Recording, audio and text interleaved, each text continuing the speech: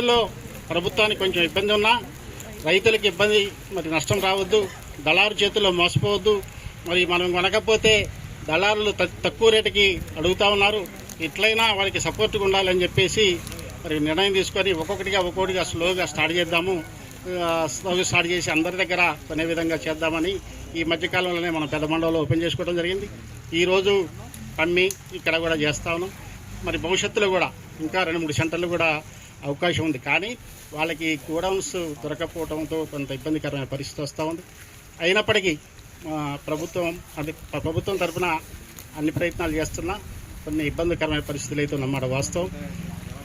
మేము కూడా వచ్చిన తర్వాత ఒక రైతు బిడ్డగా మరి నాకు కూడా ఉన్న అవగాహనతో, నాకు ముందు చూపుతో ప్రభుత్వంతో చర్చించి ఒకవైపు బట్టి గారితో అదేవిధంగా తుమ్మల గారితో చర్చించి మనం ఎక్కువగా గోడౌన్లు నిర్మాణం చేయాలి. ఒకవైపు వరి పంట బాగా పండుతూ ఉంది, అదేవిధంగా అన్ని రకాల పంటలు మనం కొంటా ఉన్నాం, వీటిని నిల్వ చేయడానికి అవసరం అని చెప్పేసి నేను చైర్మన్గా ఈనాడు మన కార్పొరేషన్కి 5 లక్షల మెట్రిక్ టన్నుల గోడౌన్లుంటే దాన్ని మనం ఈ 2 సంవత్సరాల్లో కనీసం 5 లక్షలు పెంచి 10 లక్షల టన్నులు చేయాలని చెప్పేసి రాష్ట్రం మొత్తం మీద అక్కడ ఆదిలాబాద్ దగ్గర నుంచి మరి గద్వాల దాకా సుమారుగా 5 లక్షల టన్నులుగా జరిపే ల్యాండ్ ఎక్విజిషన్ చేసి టెండర్లు పిలిచి నిర్మాణం చేపట్టి ఇంకొక 2 నెలల్లో 2 లక్షల టన్నులు మరి కెపాసిటీ గోడౌన్లు చేతికి రాబోతా ఉన్నాయి. ఇంకొక 4-5 నెలల్లో ఇంకొక 2.5 లక్షల టన్నులు రాబోతా ఉన్నాయి.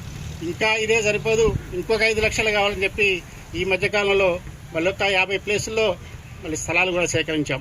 అంటే 5 లక్షల నుంచి 10 పెంచి 15 లక్షల టన్నులకి ఈ ప్రభుత్వం ఉండగా ఇందిరమ్మ రాజ్యంలో ఈ 2 సంవత్సరాలు చేయాలని చెప్పి ప్రభుత్వం ఆ కృత నిశ్చయంతో ఉంది.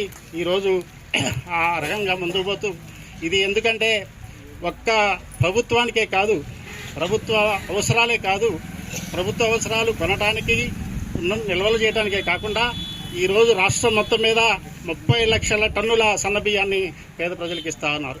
ఈ బియ్యం కూడా నిల్వ చేయాలంటే కూడా మరి గోడౌన్లు అవసరం వచ్చింది.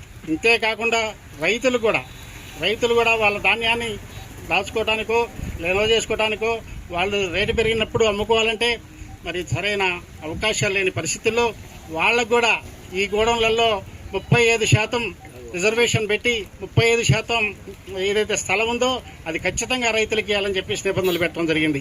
ఆ స్థలంలో ఆ ప్లేస్లో వాళ్ళు కనుక రైతులు ధాన్యం కానీ మొక్కజొన్నలు కానీ నిల్వ చేసుకుంటే మార్కెట్లో ఉన్న రేటు మీద 70% 80% మరి బ్యాంకర్స్ తోటి లోన్ ఇప్పించే కార్యక్రమం కూడా ప్రభుత్వం చేపడతాం.